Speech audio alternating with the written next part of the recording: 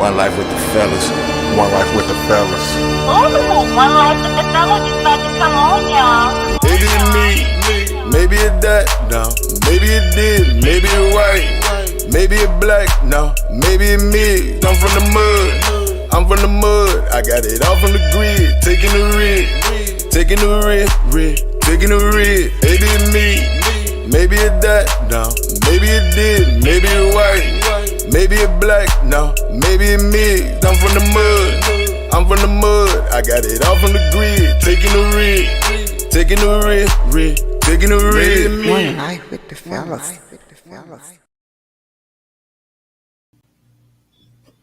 Yo, What's happening? hey, we lost one, didn't we? Yeah, he fell out, man. Yeah, he quit on us at the last minute. Boy. That ain't the way we're trying to close out Black History Month, man. We got to stick together, man. Wow. My bad, man. I couldn't make it last week. Had stuff going on, but I'm here now. I don't know where Demir went. You don't know neither. What happened to him, Bonnie? I don't know, man. He disappeared. Gave up for real? He got lost. He got lost in the music, man. Golly. Well, man, I guess we gonna keep on moving, man. Again, we back, man. We thank y'all for tuning in, whether it's via YouTube, or Facebook as well. Trying to make sure we keep this thing flowing, man. Tonight we got a special guest. Just gonna briefly talk about it a little bit, but her name is Miss Tiffany Gibson from Opelika, Alabama. She's one of those, as y'all saw in the post I put, like I said, she's another true definition of Black girls rock. Hey, Dave! Boy, you changed your mind? You good? You still rock, man? Had to go. You still rock with us? Yeah, man. Hey, Okay. It was T-Mo that was talking about you. It was T-Mo the whole time. I take that. But yo, man, like I said, we got a special guest tonight, man. Tiffany Gibson. Like I said, she's going to be on her expertise. As our last show, we talked about education and trying to get those seniors and rising seniors get them prepared for their next phase after high school. So we wanted to keep it flowing with education on this time, man. And we have somebody here who's education is at the core of her as far as everything that she does. She has her own nonprofit called Girl Steps Inc. We're gonna let her talk about that as well. She also ran for mayor here in Opelika a couple of years ago. We'll let her talk about that. And things that she has seen just from the from the education side point, as far as her being a counselor in the school system that she's worked in, and just with some challenges and things that we face as facing our Black communities and families and whatnot, man. So, but before we do that, I'm gonna let Nico make his announcement real quick as far as what he has going on. I know y'all, if y'all didn't see the post, I'm gonna let him talk about that real quick, and then we'll bring our guests in. Okay. So, if you didn't see my post, One Life sponsored 4 tickets to the Full Figured and Flawless 7th anniversary sneaker ball. It's 30 and up, right? So I can't even go, honestly. But don't worry about stop. Keep straight face. No, I'm just playing. It's March 12th at the FOP Lodge in Opelika. 3D Bad Boys will be on the crowd control with the ones and twos. Man, I kind of missed that. I kind of missed DJ of my pops. But that ain't got nothing to do with this. So at the end of the show, we're gonna give away 4 tickets. But you gotta wait to the end of the show. Just stay with us until then, and we will draw. I will be drawing 4 names. Give away 4 tickets. Sponsored by One Life. And again, it's the Full Figured and Flawless sneaker ball. And if you don't win, please get with Gwen James. And you can go buy a ticket. Tickets are only $20. It includes food and drinks. Can't beat that for $20. All right. Hey, put my name in the hat. I'm just I didn't know you get all that for the 20. For the 20. No, I gotta get the and you get to be comfortable in some sneakers. No, you don't want to wear some tennis shoes. Right. Yeah. All right, man. So let's bring in our guest, man. Let's bring in Miss Tiffany, Miss Gibson. Yo. Hello. Oh yeah, let's give it to her. right. How you doing, Miss Tiffany? I am awesome on this Monday evening. How are y'all? We're good. We're good. We're good. Good. Good. It's Monday. Yeah, it's Monday, sir. Days just run together, man. So, Miss Tiffany, Yes. let the world know who you are. I just gave them a little nuggets. You know, I didn't want to. I want you to talk about yourself because everybody talk about themselves, it can be themselves. So Oh, good. rock it out. Well, I think you described me very well by saying I am an educator, which is I have 21 years of educational experience as being a secondary school counselor. I do have a nonprofit organization for girls. It's called Girl Steps Inc. And we work with girls in grades 3 through 12 from all of Lee, Chambers, Macon, and Russell counties. And what we're doing is just trying to shape the worldview of our girls by providing various interventions, lifestyle skills, group with exposure so that they will be our future leaders, whether it be in their schools, community, or abroad once they do graduate high school and move on to that next step in their lives. All right. I'm also a native of Opelika. I think you mentioned that as well. So I was educated in the Opelika school system. Go Dogs. So it's nice being home. I will say that. All right. So there y'all have it, man. We got the one and only Miss Tiffany Gibson on board with us today, man. So we hope y'all saw the post that we put. Follow the organization on the various outlets as well. They're on Instagram. It's also on Facebook as well, and also the website too. So we'll post that throughout the show. Even if we don't, we'll post it back on the page again. As y'all saw, man, as you heard her say, is Lee County, Macon County, and Russell County. Yes, and Chambers. And Chambers. I'm sorry, I know I was missing one. So yeah, four whole counties, man. So y'all come and help and support this young lady out with the organization that she has, man, giving back to our young, beautiful queens as they are. So we definitely appreciate you for what you're doing in that part and what you have been doing in the school system in general, period. Like you said, for 21 years, you said? 21 years, yes. Man, that's It's been 21 good. It's been 21 good years, so I will say that as well. Okay. All right, so we're gonna dive on into it, man. Our topic for tonight is power in numbers. So we just want to hit home with those things, man, and really kind of focusing on the whole scope as far as dealing with education. I'm sorry. Let me pause real quick. Let me dial it back. I did have one question I want to ask before we got into that. She didn't mention it, y'all. I think I touched on it, but she did run for mayor in Opelika a couple of years ago.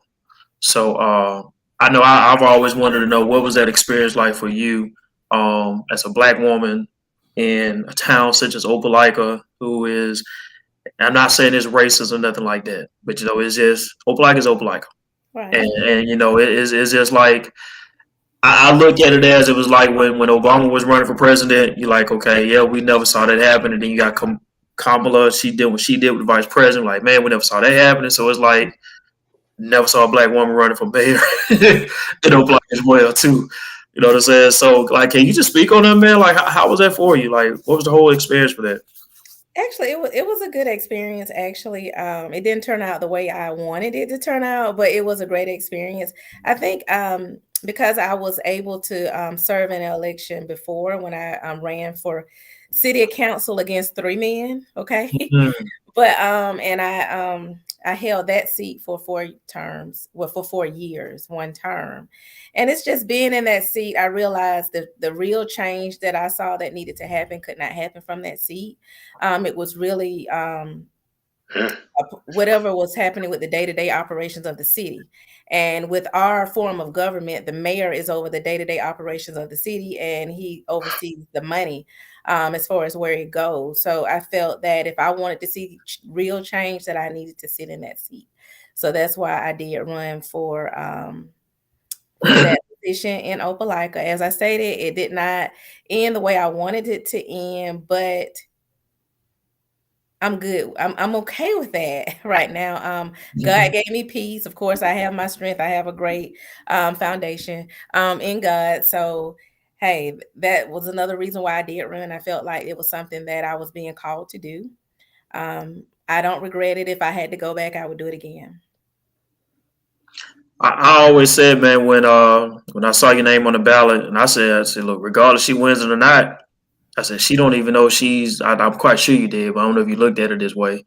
But I feel like you laid a blueprint for young ladies that's coming up behind you to like, shoot, if she can do it, it's a chance for me too, right? And so I think sometimes we have to.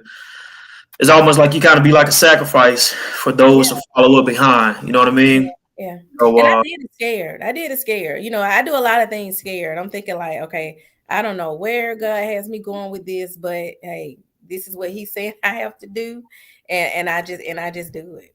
yeah. How it end up and how it ends up, and I'm in a really good position. I do have a good relationship with the mayor. I spoke to him before I even ran because I have a lot of respect for him, and I did tell him my reasonings why. And it was okay. I think we both held really good campaigns. There was no, mudslinging Right. at all. I think I know we both love Opelika. We're just passionate about different things, and we see different ways to getting the success that we see in our city differently. But the commonality is that we both, love this city. So we work well together even now. All right. We got a question for you though already. Someone asked, did you teach at Valley High School? I was at Valley for 4 years, and I love Valley High School. Oh, we got one of your former students on this thing. Oh goodness! That's what's up. Well, I'm quite sure. Actually, I saw a former student at a mixer earlier this week. She has her own cleaning company out of Auburn. And I said, "Hold up!" I said, "Do I know you from Auburn or from Valley?" And she was like, "Valley." I'm like, "Okay." Yeah. I sort of get it mixed up a little bit. Once you turn 40, you start getting things mixed up. And I'm 44 right now, so I have 4 years of trying to separate. What did I do 30 years ago or 15 years ago, or even You yesterday? said 21 years in the game. I bet you get it mixed up. Yeah. A lot of kids to come across. A lot of kids. A lot. But like she said you were her teacher. That's actually David's wife, Portia Murray. Okay. So step in the room, Portia. I'm just joking. Show us your face. Right, show us your face. I want to see your face. But let's go down on into it. I think one of the things we wanted to touch on really in this episode, we wanted to get someone who sits in the role a little bit different than what we have as far as with education, especially with our families and whatnot. And so you're someone, like you said, you sat in the councilwoman's position. You're over 20 years of experience in school systems as a counselor. Like we was talking about earlier, in I guess in the green room, we know counselors get a bad rep. Yeah. One of my brothers right now still blame a counselor for him not graduating on time. Right. Yeah. Nothing about he do his class in there, but it's y'all fault. Exactly. That's how it is. I'm telling you, no matter what, that is how the counselor is always going to get blamed for whatever bad happens. Yeah. Yeah. So that's I'm sorry to hear that for you, but it is what it is, right? It is what it is, unfortunately. Yeah. Hey, I'm with the students, man. It's the counselor fault. Yeah. Gotta be. I'm with you, Nico. What did you say? I couldn't hear. What did you say, Nico? It's always the counselor fault. Who else am I blame it on? Yeah, I know. I did nothing wrong. Right. And that's what I mentioned to y'all earlier is that, if this is not the profession you go in for accolades, because, no parent is going to say, oh, that counselor helped my child through suicidal ideations or we didn't have lights on and that counselor went and found agency to pay for our lights to get turned on or for somewhere for us to stay or a bed for our child. So people don't realize what counselors endure on a daily basis. And we take a lot of that home. I'm thankful that I've been able to, I've learned how to manage it over the years, because the first few years I took a lot of it home because there are a lot of kids who are in really, really bad situations. And it's like there's nothing that we can do about it. And so I used to take a lot of that home, but like I said, I've learned how to manage it a little better. But That's why I'm big on please do not call us guidance counselors. That is a dated word. Do not say go to the guidance office. No, there's no guidance that's there. Okay. We are professional school counselors. We work on social emotional learning. We are counselors by trade to where we have been trained just like mental health counselors. It's just that our intern is in a school versus in a mental health facility. So we do work with kids, keep them in school and in their social emotional learning, as well as we writing out those letters of recommendation and helping them get into college and proper class placement. So we do a plethora of things in the school system. So we are not guidance counselors. So I just had to throw that in there. That's so funny, man, because I don't never see guidance counselor on anybody's door no more in the school. No, we shouldn't. If they're still saying it, they need to be corrected. They need to catch up. They need to catch up with that. Well, look, we're gonna we had a couple of questions that came in, and so I think we just gonna segue into those questions, man, since we got some feedback from our followers right now. As you can see, it says, do you feel you are now in a better position to serve the community without the title or political pressure? Absolutely. I don't worry about a lot of things. I think that me being in that council position for 4 years, I found out where the money is. So, when it comes to my organizations, then I know who I can go to find funding, because at the end of the day, I'm a public servant. I'm a server. That's just what I was born to do, I guess. And as long as I can have the resources to meet the needs of my community, then that's really what I enjoy doing. And I love the educational piece. You won't find me doing a lot of giveaways. You won't find me collecting toys for Christmas. And there's absolutely nothing wrong with it. But if we're not providing people with the proper education, if we're not empowering them, then we're just really hurting the cycle. Is just going to continue of things not getting better. So I do believe in that educational piece. That's why with Girl Steps Inc., I have, full lessons that we have with our girls. And while we serve girls in grades 3 through 12, they are divided up by age groups. So the topic may be the same, but the delivery of the lesson is going to be different, and it's going to be on their level. So I do believe in that educational piece to educate people. We got a follow-up question from another follower. It's 2 questions in one. First one part of it is, how important is it to have Black educators instead of educators outside of our experiences? And how strong is the community connection to students and their families with the percentage of Black teachers in the education system? I think it's very important, especially when kids are in those impressionable ages. When I was younger, I can think I had a Black teacher, 3rd grade, 4th grade, 5th grade, 6th, all the way up. And now you have, a lot of kids who can go a full, 12 or 13 years if you count kindergarten without seeing someone who looks like them, besides someone who may be in the cafeteria or, some of those non-certified positions. So I think it's very important that we have representation of all races that are within our school. But I will also say that there are some, just because we look the same doesn't mean we're going to connect either. Right. So just because you have a Black teacher doesn't mean that Black teacher is going to connect. So I definitely won't say that, because there are a lot of white teachers who are out there making a huge difference in the lives of, non-white children. So it's all about relationship building. And it's all about recognizing where your deficiencies are or things that you need to work on as a professional, and then adjusting those or getting the professional development that you need so that you will be able to see different viewpoints other than your own. So I don't think race just matters, but it's definitely important that kids see people who look like them in leadership positions, because it's like they say, if they can see it, they can believe it. But if they don't see it, how are they gonna know? That's right. Now you touched on something with the. Did you get a question real quick? I saw you. No. Okay. All right. You touched on something with the money part. Mm-hmm. And that's something that we had a discussion about at our last show. Just talking in general about things, man, as far as funding when it does come to school. Can you talk a little bit about why is it important for us to understand the involvement of money when it comes to the services that our kids should be able to get. Yeah, so if you follow the money, you can see where they're what people feel is important. It's sort of like you just follow the money and you can see. So, that should be, public information to know where money is going. I know a lot of school systems as well as cities, they received a lot of money for COVID. So they have the opportunity to be very impactful in our community. And a lot of that money can go to nonprofit organizations or other agencies that are providing, let's say, after school care or any type of summer camps for kids that are really going to be focused on those reading and math scores. Because, in a year or two, I'm very concerned about what it's going to look like, because really our kids, when COVID came, they lost almost a whole year if you really look at the in and out.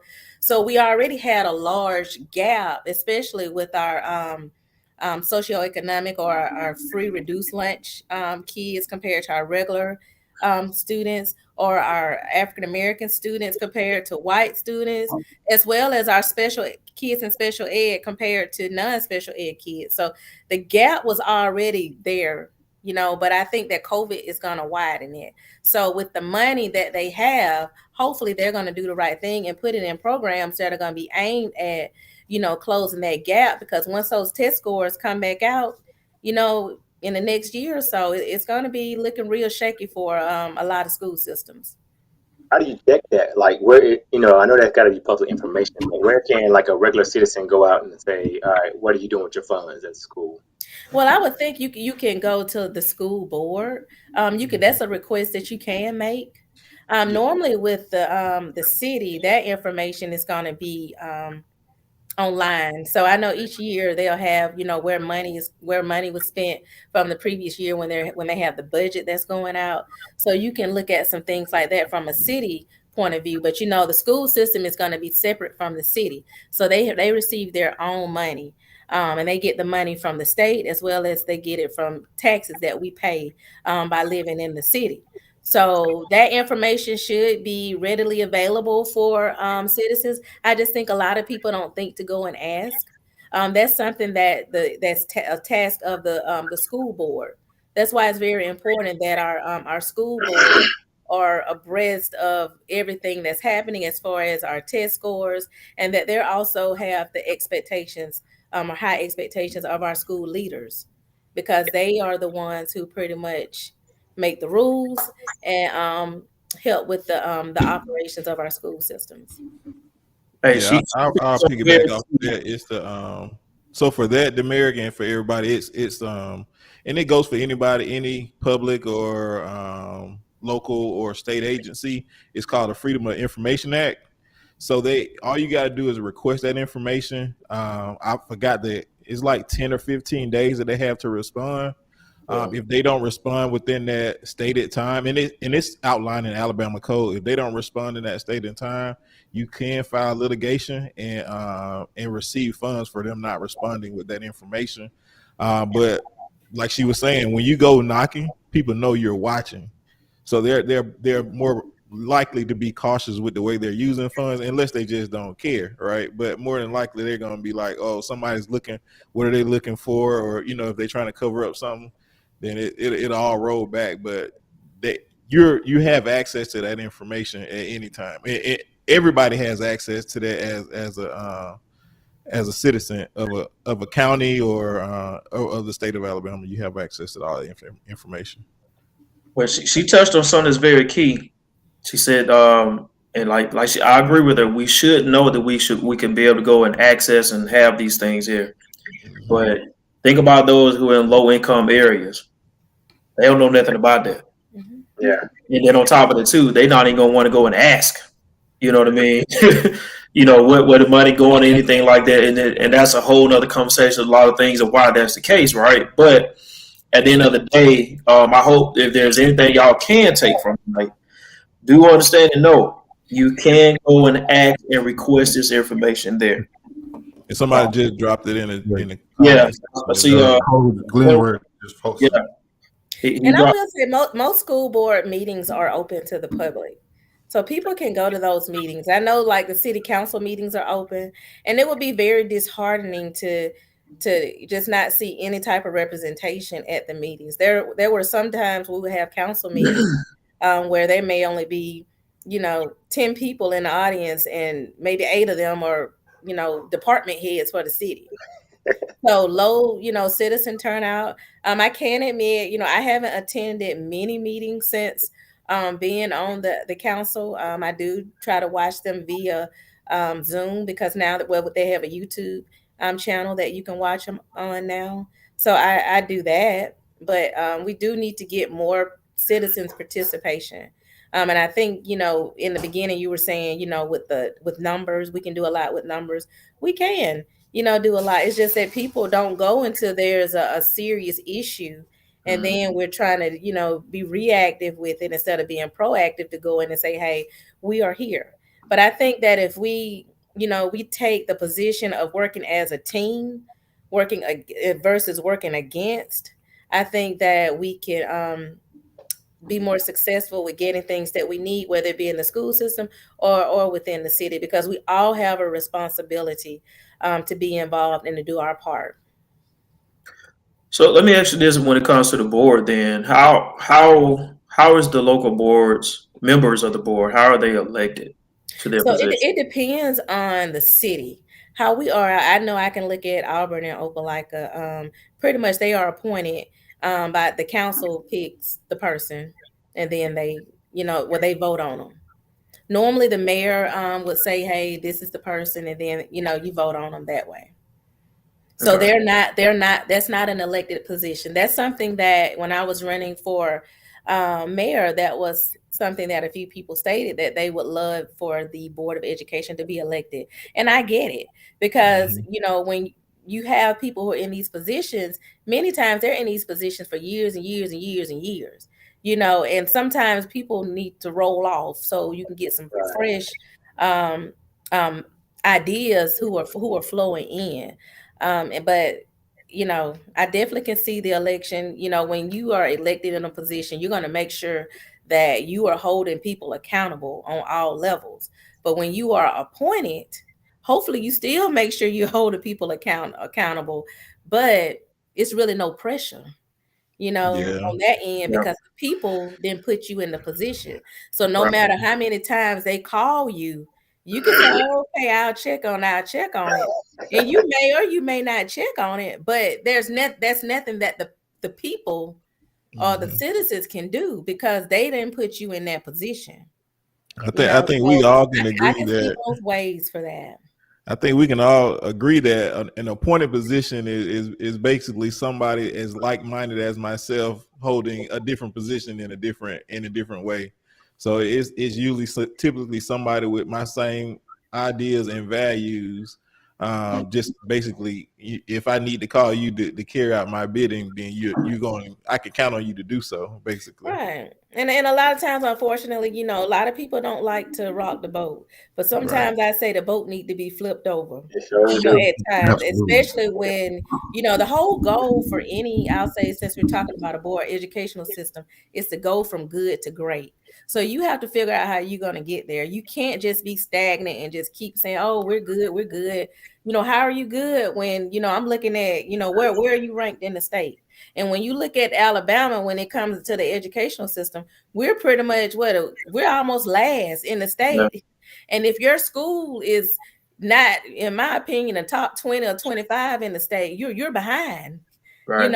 From everybody else, if you're behind in Alabama, because we're behind from all the other states. So the goal is to go from good to great. And I think that a lot of people, they are not willing to accept that and to realize that there are some things that we need to work on. And I think that until we start accepting that there are things that we need to work on, we're going to be in the same position.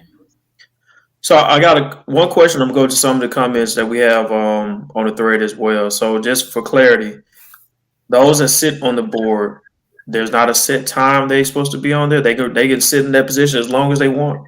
It's different. As long as they keep getting reappointed. Right. It's different in different areas. So it just depends on what that agency, what that local agency is, how it's set up. Because some have their district, like some agencies are district district out, and people can go vote for a representative for their district, and then they have some district have different serving times, so where they can sit on for a maximum of 6 years or maybe 4 years. So she's speaking from a perspective of in the Auburn Opelika area. So it is some instances where it's like that, but as you can see, she's speaking to a lot of disadvantage of just having people appointed to positions and not being able to have that change, right? So that's key. But like she said, if people wants to see that change, we need to get out and let their voices be heard, right? So whatever they need to do to get them to make that change, so the voices in that community can be heard, so they can have representatives up there who lived in the neighborhood that they probably lived in growing up, and they can. So I want to change, or I want to see change in this area. So it's real key that that people hear what she's saying about what's going on in that area and how to get that change. And that's why I asked that question, because I want to make sure, like I said, for clarity, like people that's watching, they understand the importance of that, right? Because it segues into this next question that one of our viewers asked. They asked, how do you communicate with residents? This is CJ Sparks. How do you communicate with the residents to let them know what resources are available, particularly the underdeserved communities? Is that a specific question for me, or is just saying in general, how should people communicate with people? I think I would say let's take it in general. I think now there's a big social media presence. I can only speak at this particular time for Opelika specifically. I think that they do a really, really good job at getting information out. So the information is there. They've been doing a phenomenal job with, they have a community or a resource person for the police department that they are just really pushing information out, trying to foster that relationship between the community and the police department. They've been doing that for over a year now. But I do know that, let's see, there's the economic office that they have, in Opelika and Auburn. I do know Auburn has a big social presence with the website. So they have, if people need help paying bills, they have a list of all the agencies that you can go to. And it's under the Community Development Block Grant. So that's the name of it that I was looking for. It's Lisa Thrift is over that in Opelika, and I know Al Davis is over that for the city of Auburn.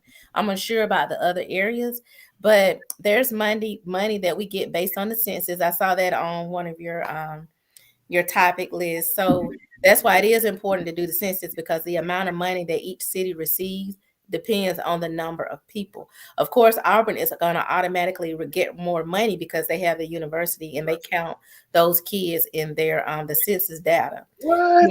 Yes, they do. So they count them there. So they get way more money than Opelika, but it's out there. It's just that people have to take ownership.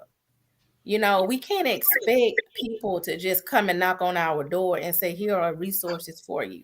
So we're going to have to also take ownership of finding what we need so that our needs can be met. But but it's out there for people. And then at the end of the day, I think they can dial like 211. That maybe that's the they can call and just say, this is the help I need, and they can tell them where to go. So it's out there. People just need to take they need to take responsibility and ownership of finding what they need as well. I piggyback on what she said. Not only just people taking that responsibility, but don't be afraid to ask somebody when you don't know. So, like she said, pick up the phone, make the call, ask a friend. If they don't know, don't stop asking. Just keep asking until you get that answer. So that's the problem. It's about knowing who to ask. Well, I tell you, if they have 211, that's United Way. I think they know, so they'll definitely have that. But definitely just look at an economic development office at either of the city, or just they can call the mayor's office and ask to get that question. And I will just add, that's why at Girl Steps Inc., I added a family advocate, and she serves our community. Whereas if we have a girl or a boy in our after school program or our summer camp that they need additional help, then she helps the parents out with that. She travels with them to school because it's kind of intimidating when when parents are going to schools and they're sitting, in a room full of 6 teachers, because time has passed when you can just, if you have a problem with one teacher, now they want to meet in teams. So you're going in there with 5 and 6 people. Yeah. In a room, and you're one parent, and you have all these people telling you what your child isn't doing right or need to work on. You feel intimidated, especially if you had bad experiences in schools growing up. So therefore, our family advocate, she travels with our parents to those meetings and help them so they feel a little more secure and better to when they go into those meetings with the schools. But I'm sure we're not the only organization that has a family advocate to serve families that way, but that's just something that I do know there was a need, and I decided to add that to our Girl Steps program. I think that's pretty dope, man. I've been in those rooms and seen like dude, this is like you see us 4 right here, and it's like, right, you getting covered at the parent and that child. You touched on something that's key, and if that child's parent has not had the best experience when it comes to education, whatever that looks like, if their experience was bad, and now if they're in that room, they're in the corner now trying to just get out of there, and it's a defense mechanism the entire time. And that goes to the cursing out. I mean, a lot of that is just involved in it, because sometimes it's just how people know to communicate, and especially when you add an IEP, you can add, 5 or 6 more people. So you may have 10 people in there, and then they're speaking a language that parents don't understand. And so that's also another thing, where I have the parents, hey, bring me a copy of your child's IEP. That's a question on our application. Does your child have an IEP? And if you don't know what IEP is, it's an individualized educational plan for students who receive special services.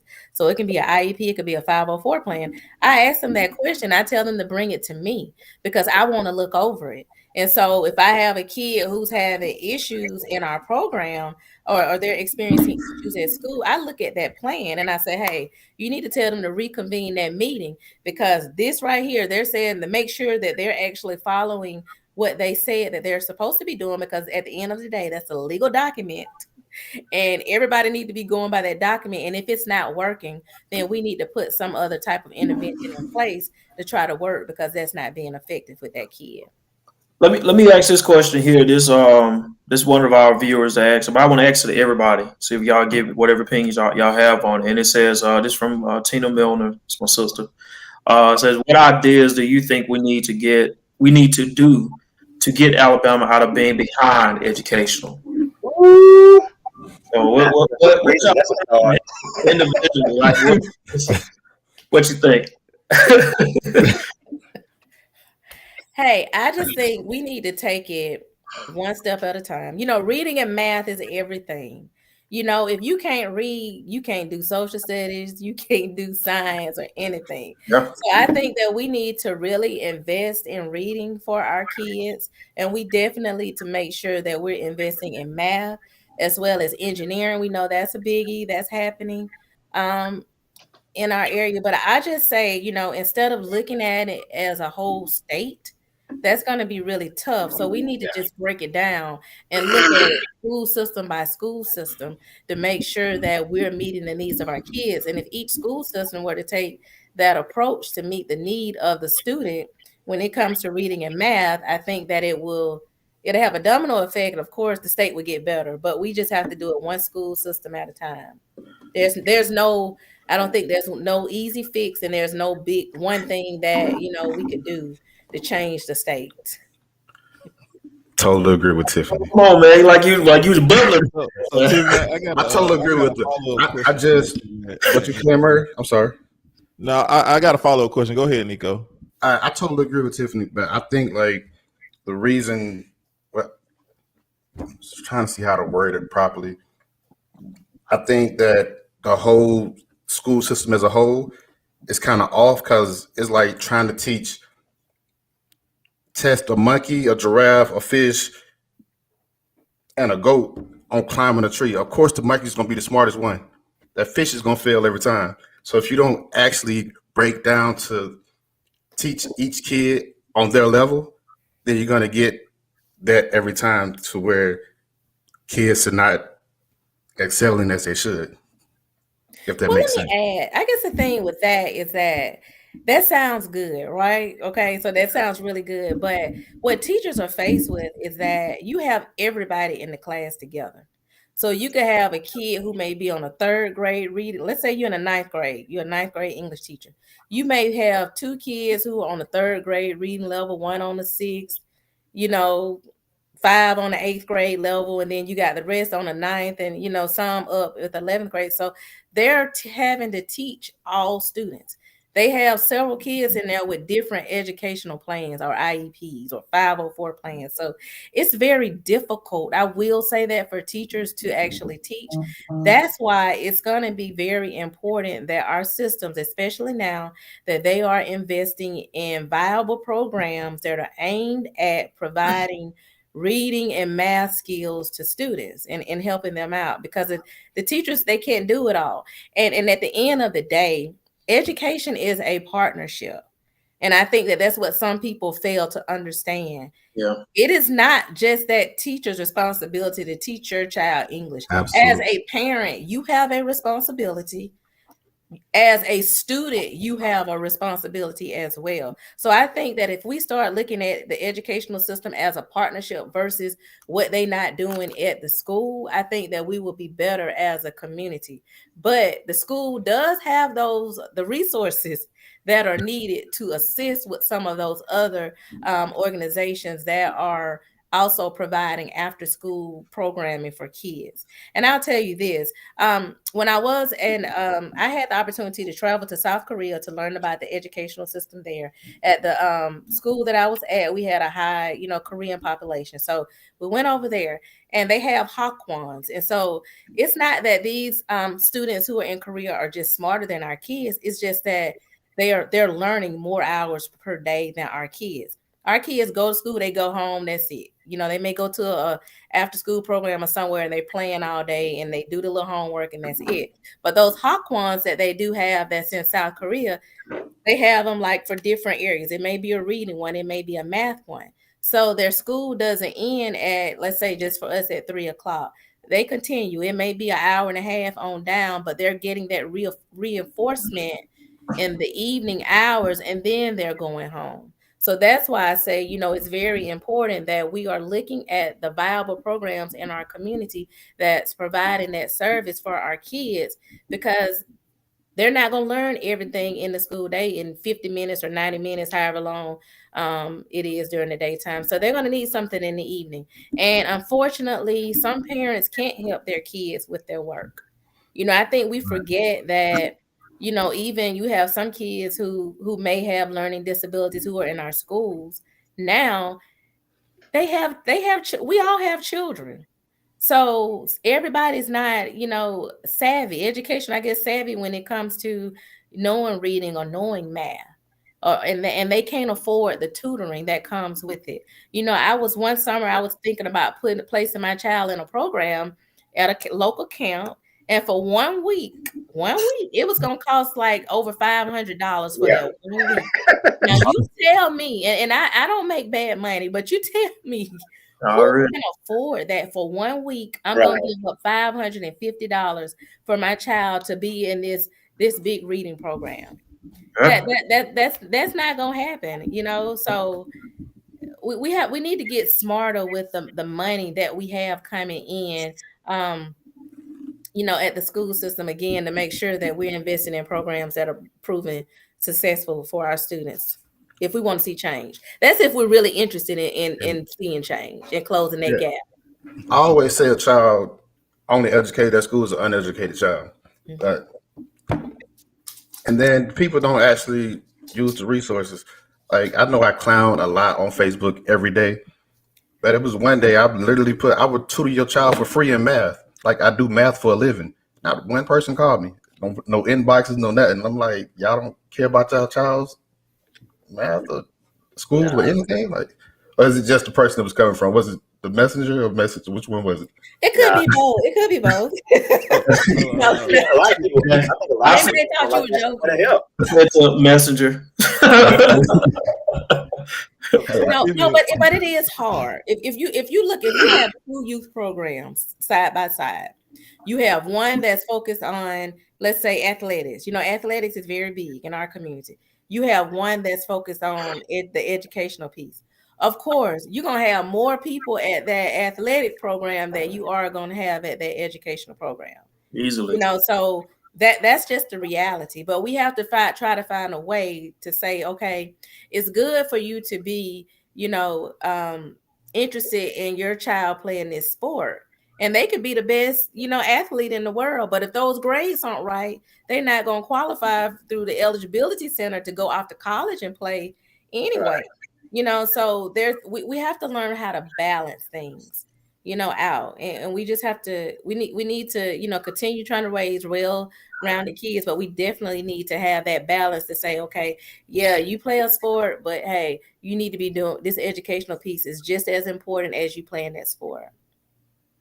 Bonnie, you still had your follow-up question, man? Demaric, you about to say something? Well, I'm sorry. I'm about to say, Tiffany spoke a lot, and I think she really hit it home with the last message saying that, it is a partnership. And I think that is the problem, especially in our community, like you said, in the Korean community, they go back home and their parents are reinforcing education into them. And ours it is different. And the thing is, so what you're saying is we need programs to help us reinforce that. So if the parent can't do it, then we can send them to somebody else that can. Correct. I think with Nico saying that he's good at math, nobody's coming because they want to ask for help. They want to reach out to you. Or maybe they're not aware that their kid even need the help. They feel like it should just the teacher should be able to help. That's why the school is paying for everything. A kid there for 7 hours, they should learn this stuff at school.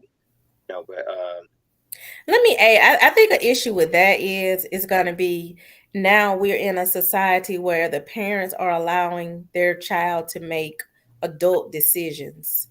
Like let's just say for me, for instance, I didn't like to go to church when I was growing up. Okay. My mama made me go to church all the time. I'm like, I'm not going. If I had my way, I would not go, but I didn't have a choice.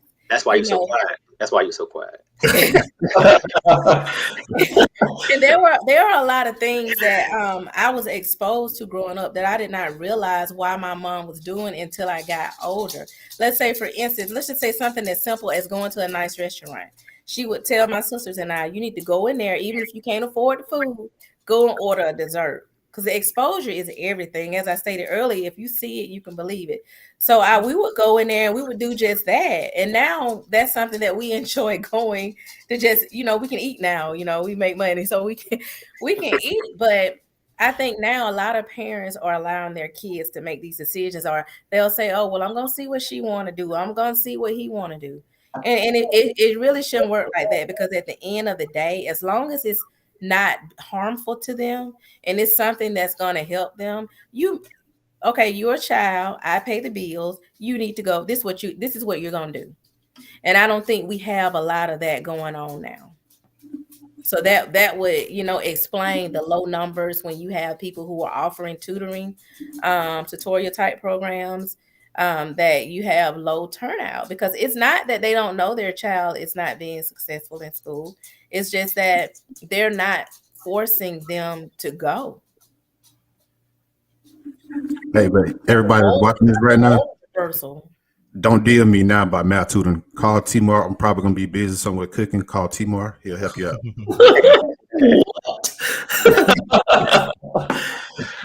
But you got your follow-up question, man? I had a follow-up question, but I just really wanted Tiffany to speak more towards it. Like she's been stressing, like this whole episode, we've been kind of stressing like the importance of people kind of getting out and letting their voice be heard, because there are issues in the community where we see funds being diverted from low impoverished schools to those that are up and coming or that are already established, with to do those resources. And truth be told, that money is controlled by your local education agency, right? So like what she's been stressing about, y'all get out, y'all find out where this money going. We see it a lot of times where we have schools being closed in low income areas and say, well, we just gonna bus those kids over here to this school, right? So you need to get out, let your voice be heard, and then I just have us speak more or less towards why we see some of these things happening in that regards. I think, don't they say closed mouths don't get fed? Yeah, right. So if you're not, it's sadly to say, if you're not kicking and screaming and you're not, you're just one person trying to go and do something versus trying to, collectively, bring about change, then it's not going to go very far. And if you're not there, you're not at the table. For me, I want my seat at the table because I want my voice to be heard. And if I'm at the table, I can speak for people who may not be at the table, but I want everybody at the table. I think that's very important for everyone to be at the table and for everyone to be able to express their opinion on matters, because there are times where I think money goes in a different direction, but it may not be just because people are saying we're just not going to fund that. It's because they may not know it's an issue. If you're not saying, or you're not voicing your opinion and saying, hey, this is what we want, how do they know? People just aren't mind readers, when it comes to certain things, or if they're not saying anything, they think you just okay with it. So if you don't say anything, then you kind of, that's just how it goes. I mean, I don't know what to say with that one. Hey, I have to agree with you 110%, because even my time when I was working in Montgomery, and even now back home, like us black folks, we'll come with a whole laundry list of all the issues in the world of our stuff ain't going on. And I'll listen, let them go on for their 20, 30 minutes. My first question is, so who else have you expressed this to? But they ain't gonna listen. Have you been to go to see if they gonna listen? No, because I know they ain't good. Well, me and you right now, we can help each other. Right. Because you're just fussing to me. And I can listen to you. I can take these ideas. I can apply some here and there and everything. But for the people who can make the decisions for us, the funding, like David was just talking about, to bring some of these resources to your school, to make sure that it doesn't get pulled out and go over to this other school that's 2 blocks away or whatever it may need to be. You need to go to these meetings that we just talked about earlier in this show. The local board meetings, the city council meetings, all these things. Request where this money and stuff is coming from. And if there's a line item there that don't make sense to you, ask the question. I don't care. It doesn't matter about whoever gonna scuff their eyes and roll their eyes at you like, who this? Good gosh, they got another question again? Yeah, I do, because I want to make sure that not only questions, has the opportunity to do so. And so I think when we can get to that point, enough, I think that's when we can probably start to see the things that we talked about in here. A lot of the changes to be realistically to be able to take place. We can't just sit on the outside of the fence, like a little crazy dog just barking the whole daggone time. But then as soon as I open the door, you just stop and look at it like, what am I supposed to do now? Right. I walk through and make something happen. And I'll add, Facebook is not a platform. I think a lot of people run to Facebook with issues, but you look at it, the people who need to read what you're saying, y'all probably are friends on Facebook anyway. So all you're doing is blowing off steam. Yeah. Now, if you want to be impactful, you write a letter, right. You go up. I can only speak, and I would think it would be the same for Auburn. I would think in Opelika. One thing I can say about our mayor is that, hey, if you call and ask for an appointment, he's gonna meet with you.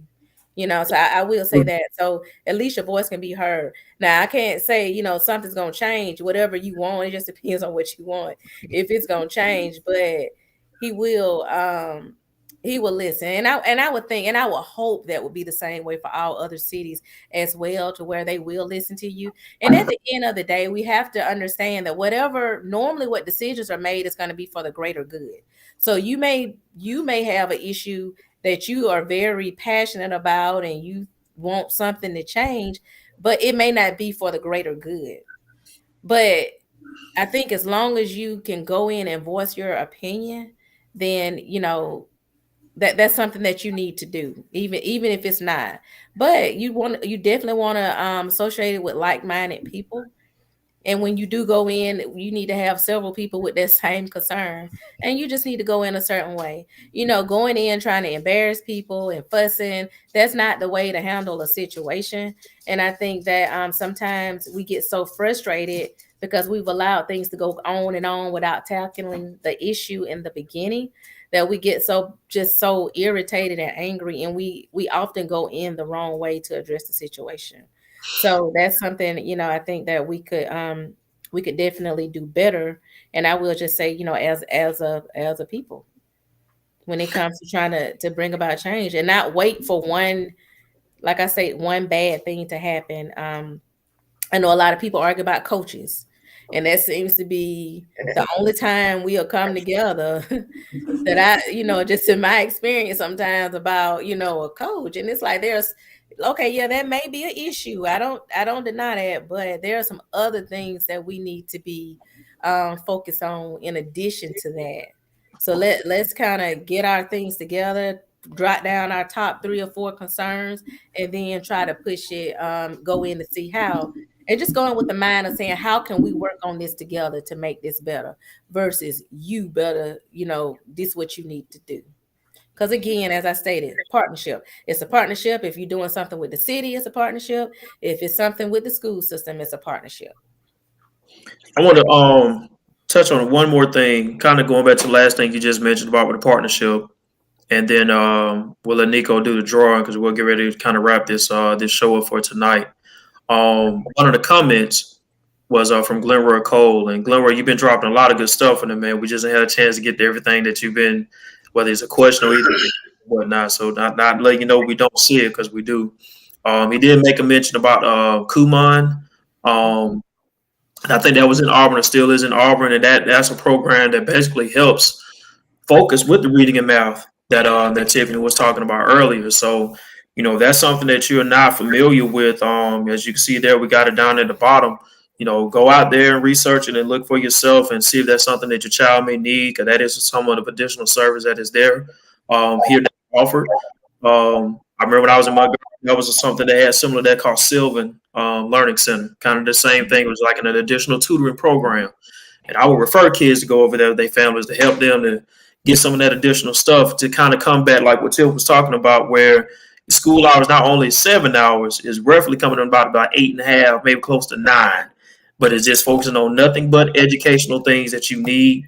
And you will see the gaps close quicker and faster and more intentional when you do things in that sort. But I agree with Glenroy here when he asked the question about organizations from D9, Eastern Stars, Masons, Shriners, 100 Black Men, how actively involved are they with implementing organizational initiatives on education in Opelika. I think I can say, and I know Tiffany, she's a member of Delta Sigma Theta.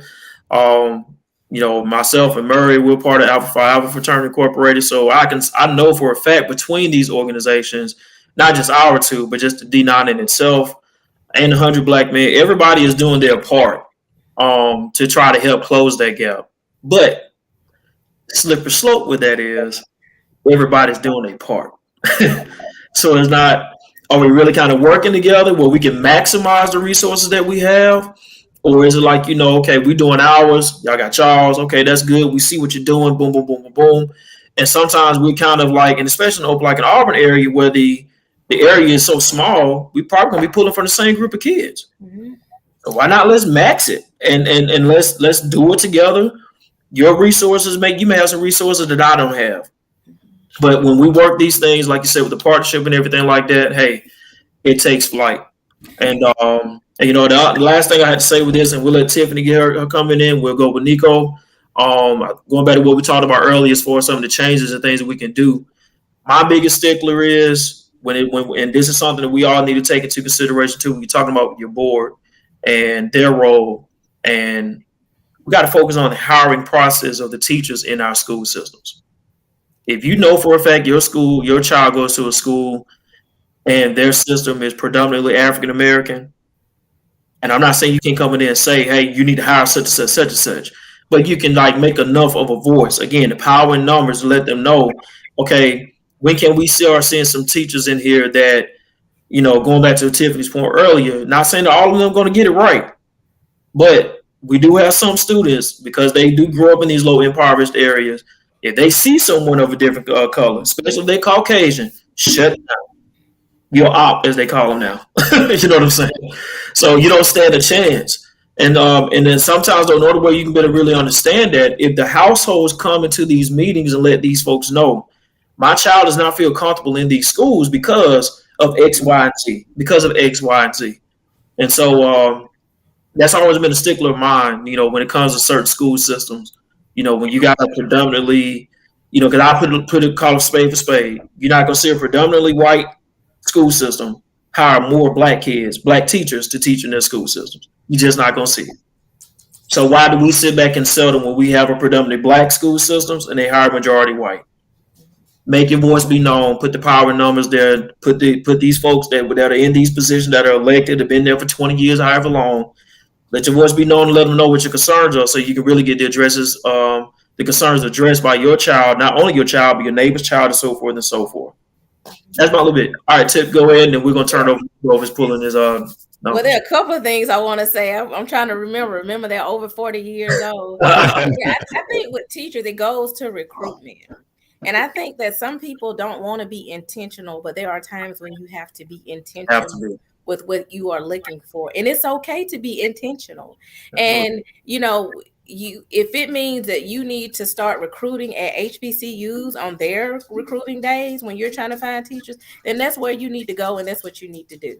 Because if you're going to predominantly white institutions and you know those are all the majority of the people who are coming to your table, then you know you need to do something differently if you know that there's a need that you need to meet for your school system.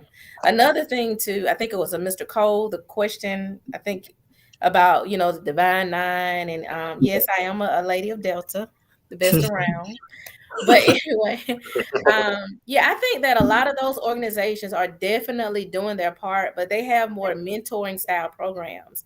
Yeah. Programs that I'm talking about is going to be programs that are providing tutoring for our students in reading and math. And right now, I just have not seen that out of a lot of them. But again, they're doing their part with mentoring within our community. So that's a good thing. As far as, let's say, the Sylvan Center or the Kumon, when you're talking about, you know, low income people, they cannot afford that. And that's our issue, is that people cannot afford, you know, $100 or $200, however much it costs for those programs to send their kids there. So that's something that we're up against as well. And I get it. You know, with the school system, you know, we can point fingers all day and say, and it's not the school system, you know, fault that a parent can't afford to send their child to Kumon or somewhere else. You know, it's not our fault or their fault, but it's their problem. So we can either choose to point fingers or we can choose to do something about it. And for me, I'm always solution focused. So I think, okay, well, we see this is the issue. We know that these are the barriers. So what can we do to break those barriers? That's if we truly want to be successful and meet the needs of our kids to close those achievement gaps.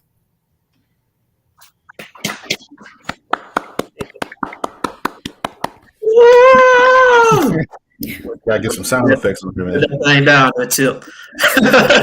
You got my appointment to the board. Right. Hey, Nico, I'll ask you off record, Tip. I have somebody on when you talked about the recruitment as far as teachers and everything. I got somebody in mind that may be maybe a resource too for the school where you're at and everything, if it's needed. But we'll talk about that afterwards. Okay. All right, so that was a great show. A lot of great information that I know at least 11 of y'all just wait for me to pull these names. So I'm gonna go ahead and pull these names to go to the full figure and flawless 7th anniversary sneaker ball. So One Life sponsored 4 tickets. So I'm gonna pull 4 names. Somebody write them down somewhere. I hope Gwen is still on this so she can get these tickets. So here we go. 4 names. If I butcher your name, I'm sorry. My name didn't get butchered all my life. You'll be all right. All right, first name. I didn't know my dog was behind me. I'm sorry. I had to look back. Like, what was that? Candy Ivy, first winner. Second winner, Katisha Foreman. I hope I got it right. Lakita Greenwood.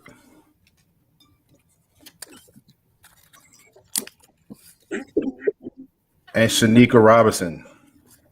Did I say your name right? I just know you as E, but yeah, that's what it say right there. So those are 4 winners.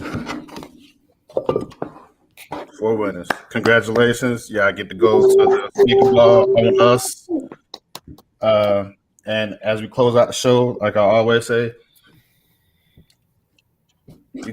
every day you wake up, you get a chance and a choice.